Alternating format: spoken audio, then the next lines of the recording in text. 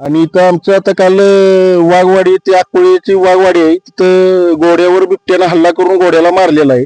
आणि एवढी दहशत बिबट्याची पसरली आहे, बिबट्याची, रानडुकरांची आणि गवरेड्यांची, की जमिनी करणं मुश्किल झालंय, लोकांना जगणं मुश्किल झालंय.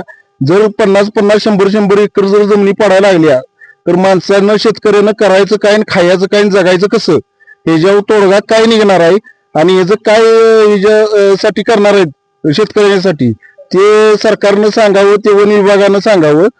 आणि इथून मागे रानात शेतकरी राखणीसाठी गेला तर ते यांचे जे कंत्राटी कामगार आहेत ते पोरांना उचलायचं, शेतकऱ्यांना उचलायचं आणि फॉरेस्ट ऑफिसला न्यायचं आणि तिथं कुत्र्यागत मारहाण करायची त्यांना. एवढं यांनी काम केलेलं आहे वाईट. पण आता सध्याचे जे अधिकारी आहेत, वन विभाग अधिकारी, त्यांनी, आम्ही कळवलं लगेच इथं आले, जातीनिशी हजर आले, पंचनामा वगैरे केला आणि सगळ्यात सहाय्य केलंय त्यांनी. पण ह्याच्यावर काय तोडगा निघेल? जवळजवळ 150 एकर जमीन आमची पडली आहे आणि त्यासाठी काय करणार याचं आम्हाला त्यांनी आश्वासन द्यावं, लेखी द्यावं आणि त्याच्यावर काय तोडगा काढतात ते सांगावं.